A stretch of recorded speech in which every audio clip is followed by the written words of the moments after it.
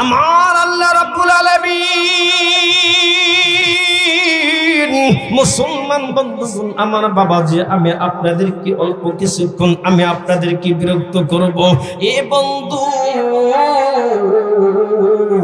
আরে এই পৃথিবীর ভিতরে মুসলমান বন্ধুগণ, আমার বাবাজি, এই জমিনে, আরে এই দুনিয়ার জমিনের ভিতরে মুসলমান বন্ধুগণ, আমার বাবাজি, তাফসীরের কিতাবের ভিতরে সবচেয়ে তাফসীরের বড় কিতাবের নাম হলো তাফসীর ইবনে কাবির। বলেন কথা ঠিক না বেঠে? এ বন্ধু, এই তাফসীর ইবনে কাবিরের মুসান্নিফ ইমাম ফখরুদ্দিন রাজি রাহমাতুল্লাহ আলাইহি, এ বন্ধু, ইমাম ফখরুদ্দিন রাজি রাহমাতুল্লাহ আলাইহি বয়ান করেন, এ বন্ধুরে, আরে আমার পয়গম্বর মুহাম্মদুর রাসূলুল্লাহ সাল্লাল্লাহু আলাইহি ওয়াসাল্লাম একদিন আহারি বাড়ির ভিতর থেকে ময়দানের দিকে, কাজের দিকে রওনা হয়ে গেল, মাঠের দিকে রওনা। ইমাম ফখরুদ্দিন রাজি রাহমাতুল্লাহ আলাইহি লেখেন, পয়গম্বর আরে মাঠের দিকে রওনা হয়ে গেল, মাঠের দিকে, কাজের দিকে রওনা হয়ে গেল, মাঠের ভিতর রওনা হয়েছে, আরে রাস্তার ভিতর দিয়ে যায়, রাস্তার ভিতর দিয়ে যায়, আহারে আমার পয়গম্বর মুহাম্মদুর রাসূলুল্লাহ সাল্লাল্লাহু আলাইহি ওয়াসাল্লাম আহারে ডান পাশে, রাস্তার পাশে দেখতে পাইলেন একটা কবর। এই কবরের ভিতরে আমার পয়গম্বর কবরের আহারে আযাব শুনতে পাইলেন। এই কবরের আযাব শুনে আমার পয়গম্বর এই কবরের পাশ দিয়ে রওনা করেছেন। এ বন্ধু, আবার এই কবরে পা দিয়ে যখন আবার এরকম মাঠের ভিতর থেকে রওনা করেছেন, মাঠের ভিতর থেকে আবার যখন বাড়ির দিকে রওনা, আমার পয়গম্বর আরে এই কবরের পাশে আসিয়া দেখলেন এই কবরের ভিতরে আর আযাব হয় না। জোরে বলেন না মারহাবা, একটু আওয়াজ দিয়ে বলেন না মারহাবা। এ বন্ধু, পয়গম্বর এই কবরের নিকটে চলে আসলো, এই কবরের ভিতরে আযাব পায় না। ও মুসলমান বন্ধুগণ, আমার বাবাজি, সাহাবায়ে কেরামের সামনে যখন পয়গম্বর এই কথাটা উপস্থাপন করলো, সাহাবায়ে কেরাম ডাকতে বলে, ইয়া রাসূলুল্লাহ, ইয়া হাবিবাল্লাহ, আপনি কি জন্য আসার সময় কবরে আযাব আর দেখতে পাইলেন না? সাহাবায়ে কেরাম ডাকতে বলে, নবী ও,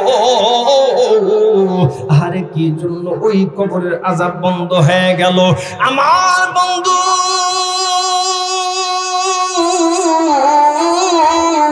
এই যুবক দেখেন কবরের আযাব বন্ধ হয় কি কারণে? কবরের ভিতরে আযাব আমার আল্লাহ পাক বন্ধ করে দেন কি কারণে? এই যে কবরের ভিতরে যে ঘুমাচ্ছে, আহারে কবরের ভিতরে যিনি ঘুমাচ্ছে, এ মুসলমান, আহারে ওই ব্যক্তির একটা সন্তান ছিল রে বাবা, ওই ব্যক্তির একটা সন্তানকে মাদ্রাসায় দিয়েছে লেখাপড়া করার জন্য। ওই সন্তান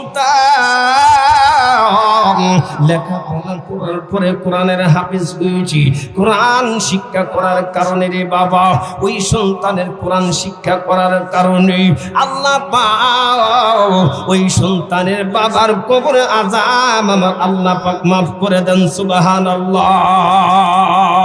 আরো একটু আওয়াজ দা বলেন না সুবহানাল্লাহ। আমার বন্ধু, এই জন্য দেখেন আমি আর আপনি দেখেন আমাদের একটা সন্তানকে এই মাদ্রাসায় দিতে পারি কিনা? দেখেন আমি আর আপনি আমাদের একটা সন্তানকে মাদ্রাসায় ভর্তি করে দিতে পারি কিনা? এ বন্ধু, ও পর্দার মা, দেখবেন মুসলমান বন্ধুগণ, আমার বাবাজি, আহারে আহারে এই দুনিয়ার জমিনের একটা ঘটনা রে বাবা। এইভাবে কোরআনের বয়ান হইতেছিল রে বাবা। একটি কোরআনের বয়ানে দেখবেন এখানে মা বোন কোরআন শোনার জন্য এসেছে। এই মা বোন যেইভাবে কোরআনের বয়ানগুলো শ্রবণ করে শুনে রে বাবা, এই ভোলার জমিনের ভিতরে একটা মা কোরআনের বয়ানে চলে গেছে কোরআনের বয়ান শোনার জন্য। এই কোরআনের বয়ান শোনার জন্য যায়, কিন্তু আহারে আহারে যখন আলেম ওলামারা বয়ান করতেছে, আরে এই বয়ানগুলো শুনতেছি, একটা মার হৃদয়ের ভিতরে এমন ভাবে কথাগুলো লেগে গেল। ওই হুজুর বয়ান করে এই কোন বান্দা যদি একটা সন্তানকে আহারে মাদ্রাসায় ভর্তি করে দিয়ে কোরআনের হাফেজ বানাইতে পারে, আমার আল্লাহ ডাক দা বলে ওই বান্দা বান্দির আহারে ওই কোরআনে হাফেজের মা বাবার কবরে আযাব হবে না। সুবহানাল্লাহ। এ বন্ধু, আরে এই যে ওই মা কোরআনের বয়ান থেকে একটা কথা শোনার পর ওই মা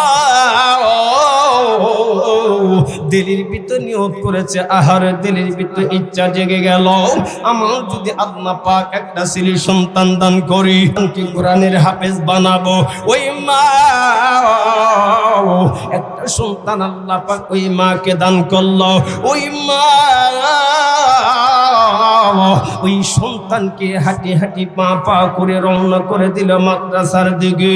মাদ্রাসার যাওয়ার পর ওস্তাদের কাছে যায় বলে, ওস্তাদজি আমার সন্তানকে একটু আপনারা আমার সন্তানকে কোরআন শিক্ষা দিয়ে দিবেন।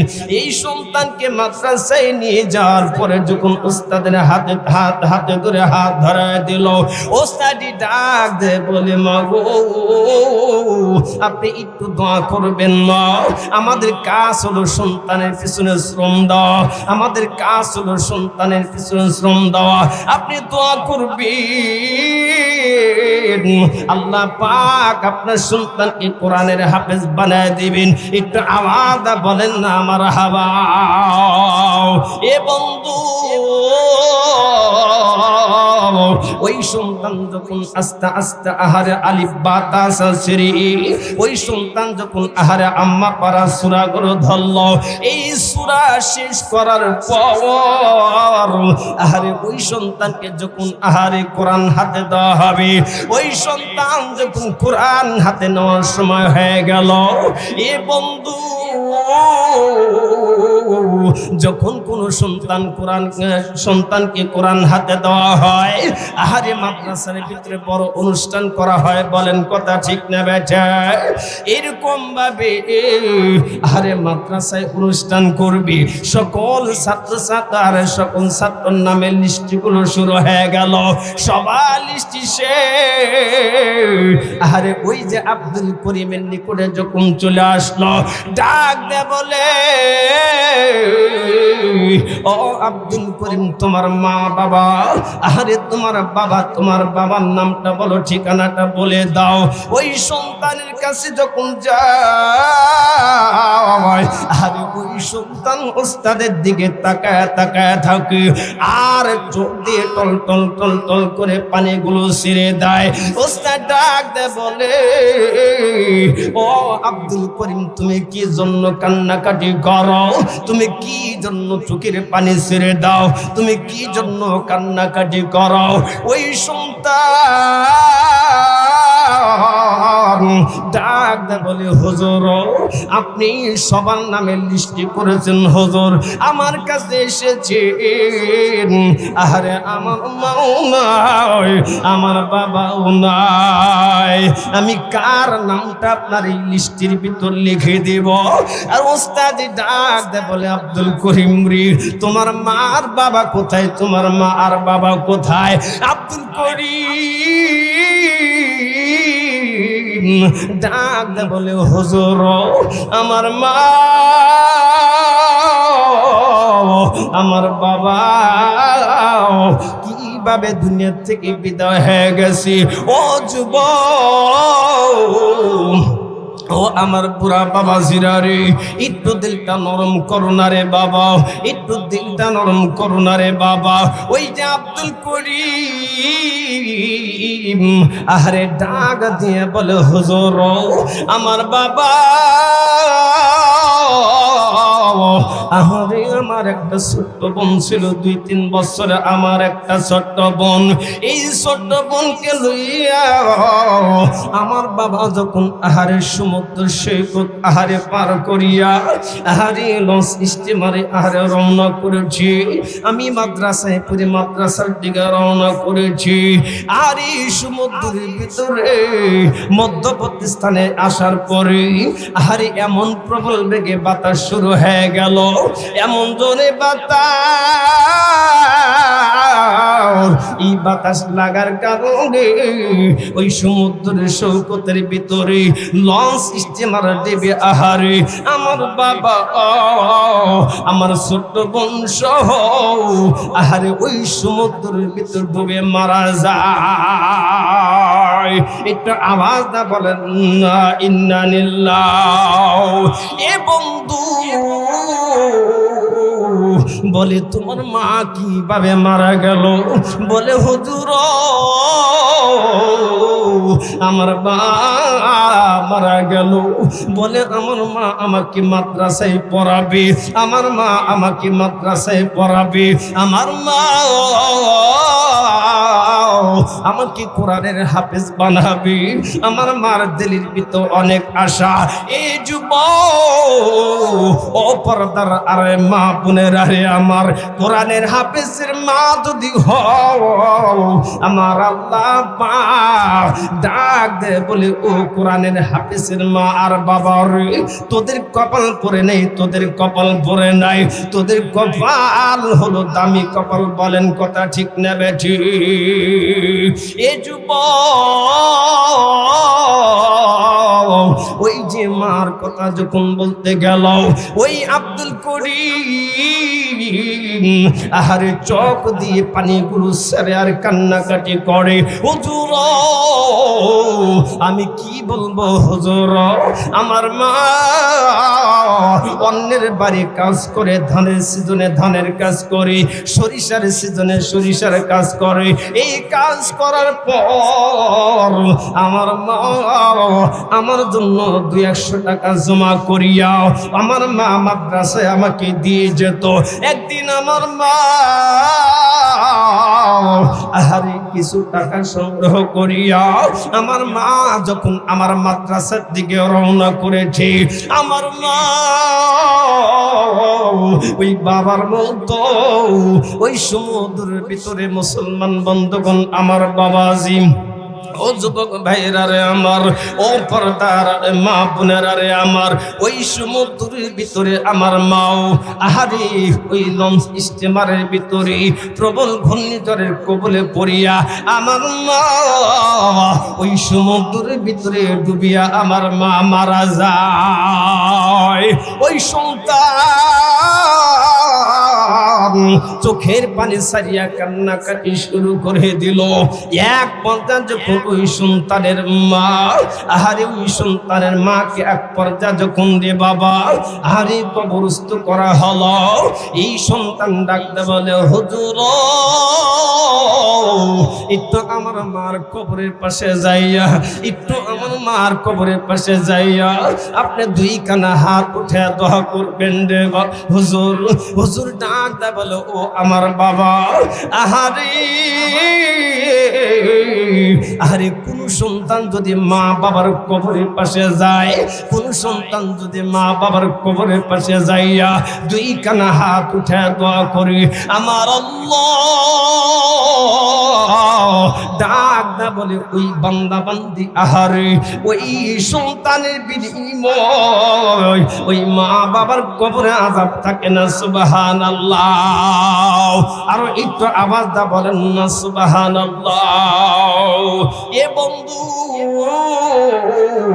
আমার আল্লাহ পাক ডাক দে বলি হারি কোন সন্তান যদি মা বাবার কোমরের পাশে দাঁড়ায়, কোন সন্তান যদি মা বাবার কোমরের পাশে দাঁড়ায় যদি দুই কানা হাত তুলি, আমার আল্লাহ ডাক দে বলে ওই কবরে আযাব থাকে না, ওই কবরে আযাব আমি আল্লাহ পাক আমি তার ওই কবরে আযাব দেই না। এই যুবক ভাইরা রে আমার ও আমার বাবা সিরারে ও পর্দার মা একটু দিলটা নরম করুন রে মা। আরে কোন সময় বানি আমার আপনার মালাকুল মউত আসিয়া হাজির হয়ে যায়, কোন সময় আল্লাহ পাক বানি আমাদের কাছে আজরাইলকে পাঠিয়ে দেয়। এই জন্য দেখেন তো আমি আর আপনি একটা কোরআনের হাফেজের মা হতে পারি কিনা, দেখেন তো আমরা কোরআনের হাফেজের বাবা হতে পারি কিনা। আমার আল্লাহ ডাক বলে দেখো কোরআনের হাফেজের মা আর বাবা যদি হও, দেখো কোরআনের ভিতর কোরআনের কি মর্যাদা, দেখো কোরআনের কি সম্মান। ওই যে ওই সন্তান হুজুরকে ডাকতে বলো হুজুর আমার মার কবরের পাশে দাঁড়াইয়াও একটু দুই কানা হাত উঠায় দোয়া করবেন। এ বন্ধু আহারে হুজুর ডাকতে বলে বাবা রে আমি কি তোমার মার কবরের জন্য দোয়া করব? যাও যাও তুমি দুই কানা হাত উঠায় দোয়া করো। বারবার যখন আহারে ওই ওস্তাদকে বারবার যখন রিকোয়েস্ট করা হয় তখন বলে আহারে ঠিক আছে আমি তোমার মার কবরের পাশে দাঁড়ায় দোয়া করব। এ বন্ধু বার কবরের পাশে যখন চলে গেল একটু খেয়াল করেন না রে বাবা, মার কবরের পাশে যখন চলে গেল রে বাবা যাইয়া দেখে মার কবরগুলো আরে ময়লা আবর্জনা দিয়ে ভর্তি হয়ে গেছে। এই মার কবরটা পরিষ্কার করার জন্য আহারে কাজ শুরু করে দিল। এক পর্যায়ে যখন মার কবরটা পরিষ্কার করা শুরু করে দিয়ে দিল, হুজুর এখন তো আমি মার কবরটা পরিষ্কার করেছি, হুজুর আপনি একটু মার কবরের পাশে দাঁড়ায় হাত উঠে দোয়া করেন না। এ বন্ধু একটু পর কবরের দিকে তাকায় তাকায় দেখি ওই মার কবরে এ বন্ধু রে ও আমার পর্দার আরে মা বোনের আরে আমার দেখেন তো ওই কোরআনে হাফেজের মার কবরের উপরে দেখেন একটা দৃশ্য হয়ে গেল। ওই কোরআনে হাফেজের মার কবরের উপরে বাবা আহার একটা গোলাপ ফুল দেখা যায়। এই ফুল দেখিয়া আহারে এই সন্তানটা হুজুরকে ডাকতে বলে হুজুর আমার মার কবরের উপরে কি জন্য একটা গোলাপ ফুল দেখা যায়? হুজুর ডাকতে বলে বাবা তোমার মার কবরের উপরে একটা গোলাপ ফুল দেখা যায়। আহারে এটা দুনিয়ার কোন ফুল না, এটা হলো জান্নাতি ফুল। আওয়াজ দা বলেন সুবহানাল্লাহ, একটু আওয়াজ দা বলেন না সুবহানাল্লাহ। এ বন্ধু আহারে ওই কোরআনে হাফেজের আহারে মার কবরের উপরে আহারে এই গোলাপ ফুলের দৃশ্য রে বাবা, এই গোলাপ ফুলের মর্মান্তিক কাহিনী হলো রে বাবা। এই সাত হুজুরকে ডাকতে বলে হুজুর আমার মার কবরের উপরে আহারে আমার মার কবরের উপরে গোলাপ ফুল কি জন্য ফুটলো? হুজুর ডাকতে বলে আহারে আমার আল্লাহ পাক তোমার মার একটা আমল পছন্দ করেছি। আমার আল্লাহ তোমার মার এই আমলটা পছন্দ করেছি। বলে কি আমল? তোমার মার আমল পছন্দ করেছি বলে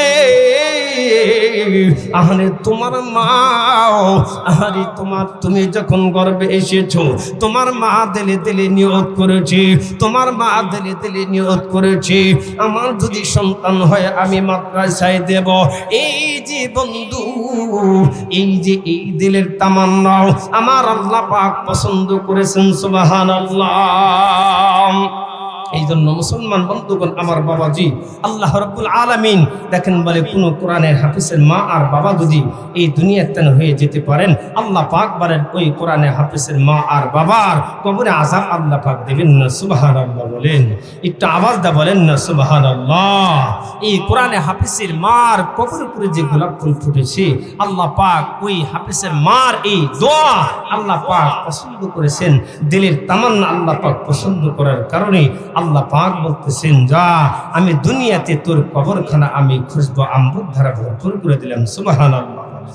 মুসলমান বন্ধুগণ আমার বাবাজি, ওই যে কোরআনের ওই যে মার কবরের উপরে গোলাপ ফুল ফুটেছে বাবা, এই গোলাপ ফুলের এত সুন্দর ঘেরান রে বাবা, এই গোলাপ ফুলের এত সুন্দর ঘেরান আরে সুপুর সাইডে ভরপুর হয়ে গেল। আহারে আমার আল্লাহ পাক বলে দিল, আহারে এই কবরের উপরে সাধারণ কোন ফুল নয়, এটা হলো জান্নাতি একটা ফুল। সুবহানাল্লাহ। এই জন্য মুসলমান বাপজানে আমার, এই জন্য আমাদের একটা সন্তান কি করব, মাদ্রাসা আমরা লেখাপড়া করাবো, যার বিনিময়ে আল্লাহ পাক কি করে দিবেন, এরকম ভাবে কবর আযাব আল্লাহ পাক কি করে দিবেন, মাফ করে দিবেন। কবরের ভিতরে আল্লাহ পাক শান্তির ফয়সালা করে দিবেন। কাল কঠিন কিয়ামতের ময়দানে আল্লাহ পাক একজন আলেমের মা আর বাবার মাথার উপরে আল্লাহ পাক কি করে দিবেন, নূরের মুকুট পরে দিবেন। সুবহানাল্লাহ বলেন।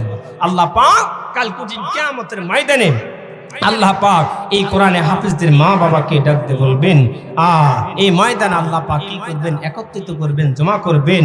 যখন আহারে এই কোরআনের হাফেজকে যখন ডাকা হবে, কোরআনের হাফেজকে ডাকা হবে, কোরআনের হাফেজ জান্নাতে যাওয়ার জন্য যখন তাকে পারমিশন দেওয়া হবে, এই কোরআনের হাফেজ ডাকতে বলবে, আল্লাহ আমার মা বাবাকে ছাড়া আমরা জান্নাতে যাব না। সুবহানাল্লাহ বলেন। এই সন্তান এই মা বাবাকে ছাড়া কখনোই জান্নাতে প্রবেশ করবে না। আল্লাহ আমরা জান্নাতে যাব, আমার মা বাবাকে রেখে আমরা কখনোই জান্নাতে যেতে পারি না। বলে তুমি কাকে নিয়ে জান্নাতে যাবে? বলে আমার মা বাবা, এবং আমাকে পারমিশন দেওয়া হবে তোমার যাদেরকে পছন্দ হয় তাদেরকে নিয়ে তোমরা জান্নাতের বিবিধে প্রবেশ করো। সুবহানাল্লাহ বলেন। আল্লাহ পাক একজন কোরআনের হাফেজদেরকে আল্লাহ পাক কাল কঠিন কিয়ামতের ময়দানে এমন মর্যাদা আল্লাহ পাক দান করবেন। এই জন্য সম্মানিত হাজিরিন, এই জন্য জীবন দশায় আমাদের এই হায়াত থাকতে আমরা আমাদের একটা সন্তানকে মাদ্রাসায় দেব, যেন দিন শিক্ষা করে, ইলম শিক্ষা করে, যেন আল্লাহ পাক আমাদেরকে কি করেন, এই ইলমের বদলেতে কাল কঠিন কিয়ামতের ময়দান, কবর, জগৎ, ফুলসিরা সকল জায়গায় যেন আল্লাহ পাক কি করেন, এরকম ভাবে আমাদেরকে আসানি আল্লাহ পাক আমাদেরকে কি করে দেন, মুক্তির ফয়সালা করে দেন। সুবহানাল্লাহ বলেন।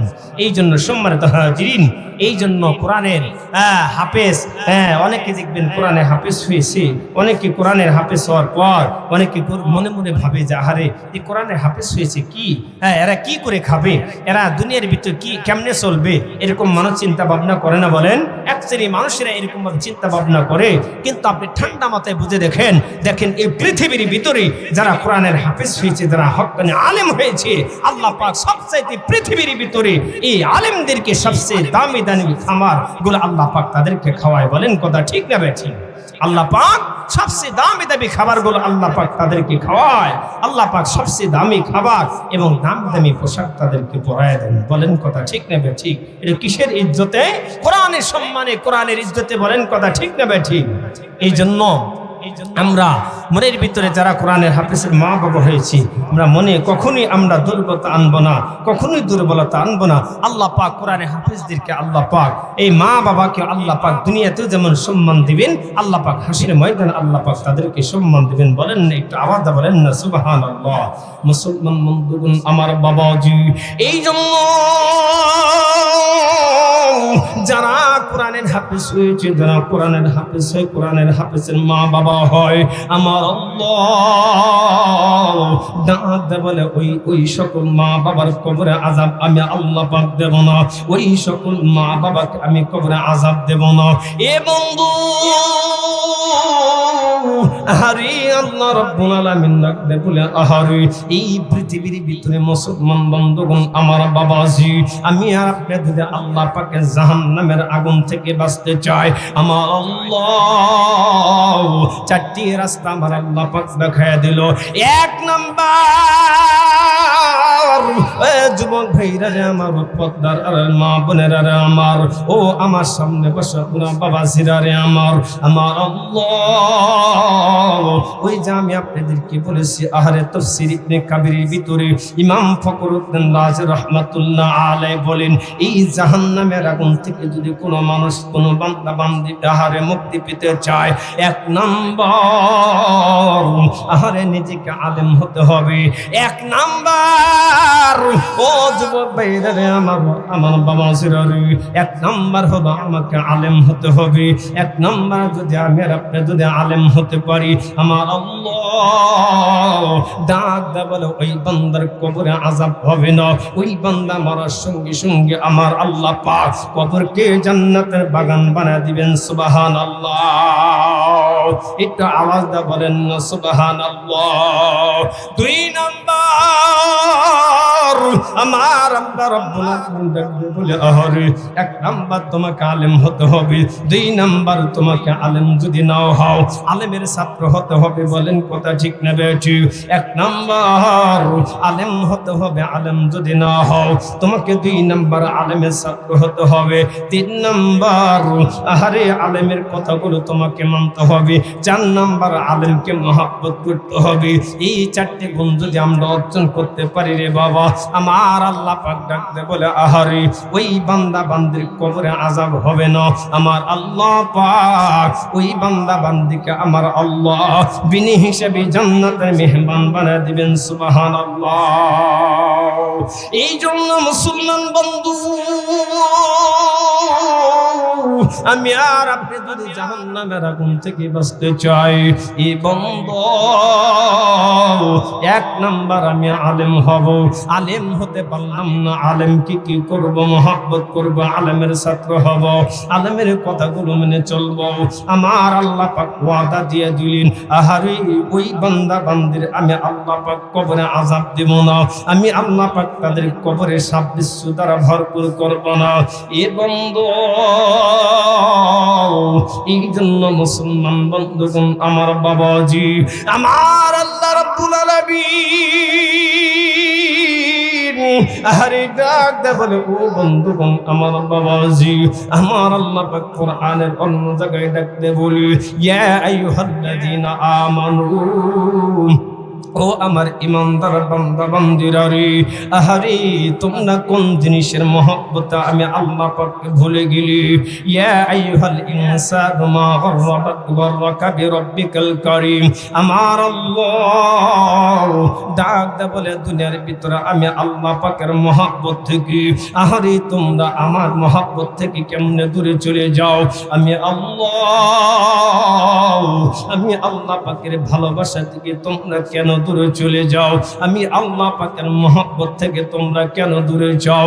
আমি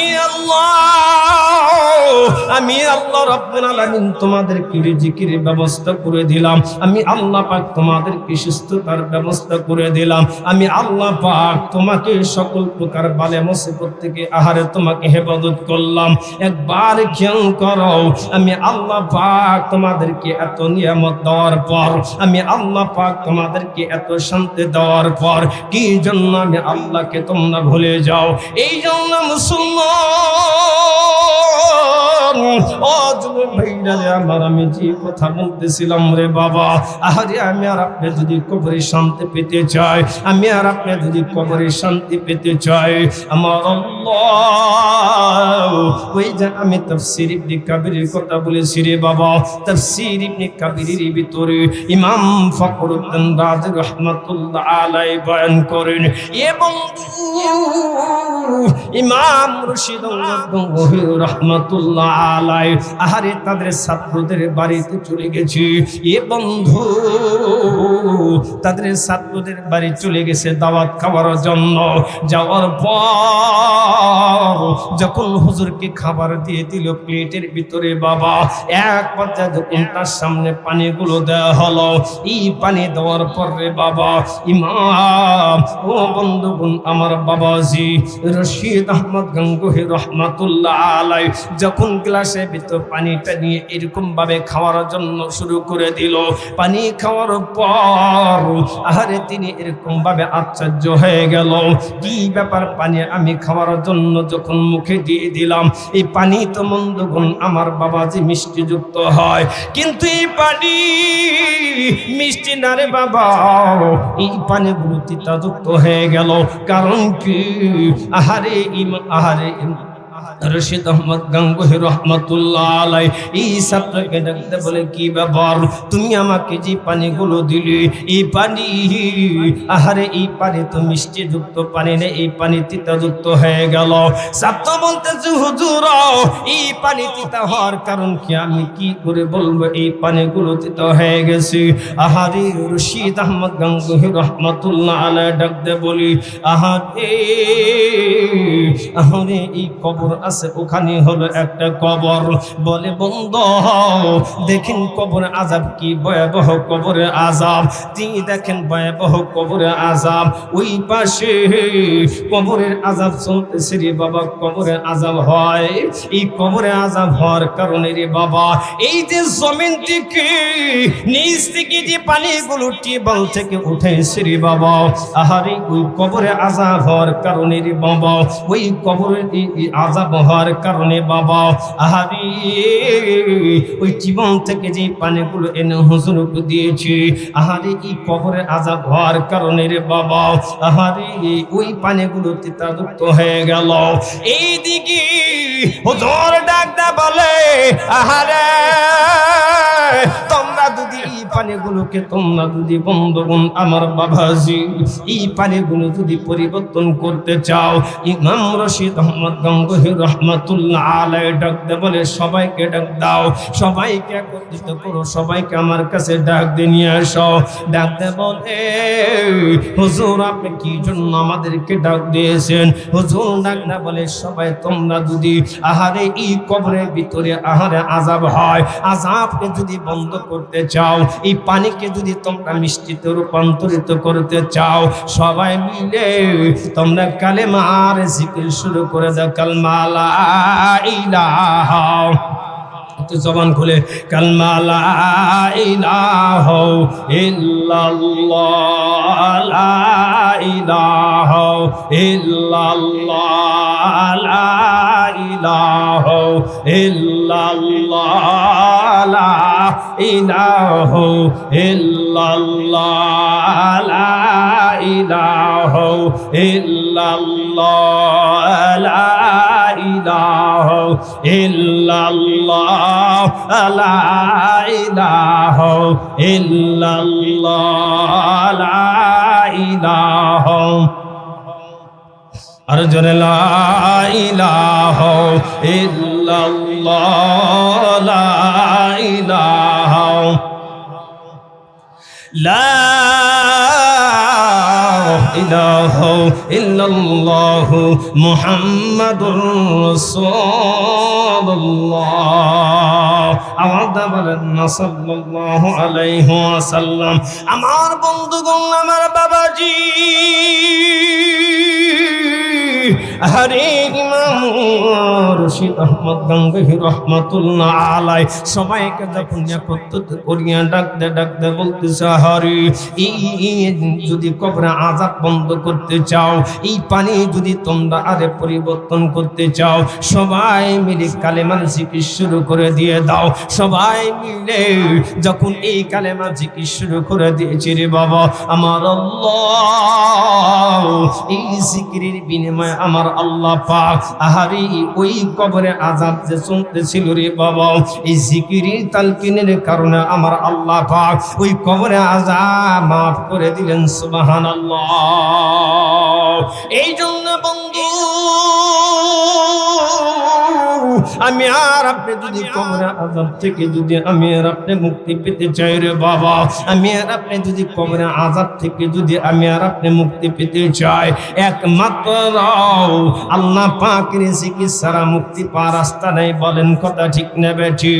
এই জন্য বন্ধুগণ আমার বাবাজি, আমি আর আপনি যদি সকাল সন্ধ্যা ওই কালেমা জিকির যদি করতে পারি, আমার আল্লাহ ডাক বলে, আহারে কোনো ব্যক্তি যদি আহারে এই এই কালেমা জিকির যদি সকাল সন্ধ্যা হারে 500 বার করি, আমার আল্লাহ পাক ডাকতে বলে ওই বান্দা যদি ওই দিন মৃত্যুবরণ করি, আহারে আমি আল্লাহ ওই বান্দার মৌত আমি ইমানদারি মৌত দিয়ে দিব। সুবহানাল্লাহ।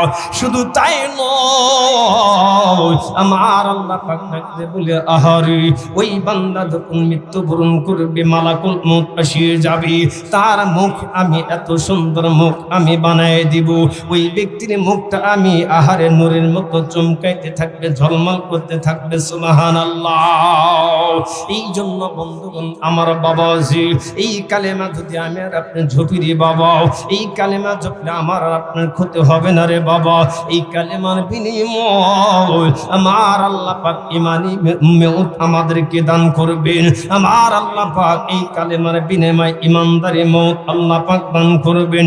এই জন্য ও বন্ধু, না জানি এখানে কার বানি মা অন্ধকার কবরে ঘুমাইছি, না জানি কার মা বান অন্ধকার কবরে ঘুমাইছি, কার মা বানি কবরের ভিতরে আহারে ঘুমাইছি। এ বন্ধু, আরে কার বানি মা কবরে ঘুমাইছি, কার বানি ও আমার পর্দার আরে মা বোনারে আমার, কার বানি স্বামী কবরে ঘুমাইছি।